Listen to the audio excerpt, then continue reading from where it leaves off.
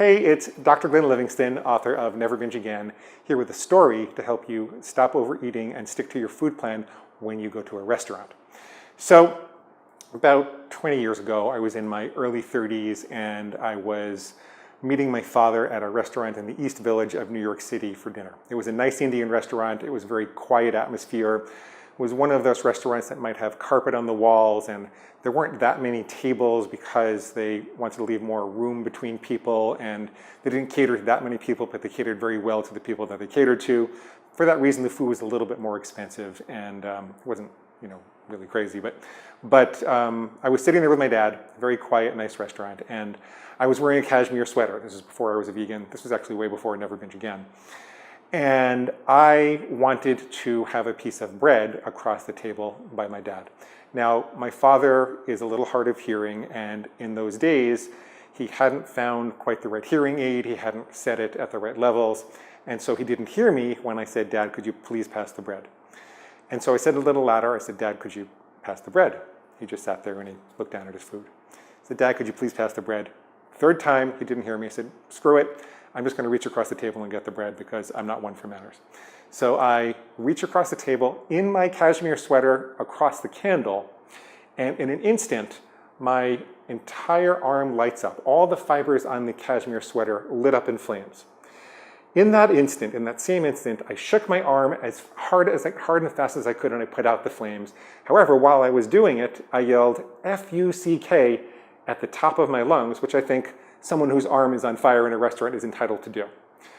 Unfortunately, nobody else saw the flames. I did successfully put out the flames, so I didn't get hurt, but nobody else saw the flames, and all that they heard was a 32-year-old guy in a cashmere sweater yelling F-U-C-K at the top of his lungs in a very nice, quiet restaurant. I very calmly explained to the waiter what had happened. He looked like he was a little scared of me. Nobody seemed to believe what had happened, but I just went on and I said, "Well, do you think I could have a little water and some XYZ for my beans?" And I made a couple of special requests. And I didn't leave the restaurant. I sat there, I tipped the waiter very well, and I had a very good night. Now, what does this have to do with overeating?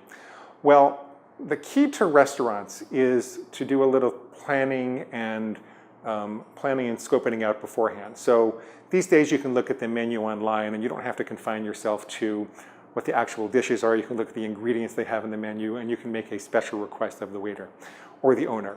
Most waiters or owners are happy to cater to special requests because if you're on a special diet, they know that if they can customize things for you and you don't have to go through the whole rigmarole of explaining it each time, that you'll be happy to come back to that restaurant and they have won a loyal customer. So they actually want that.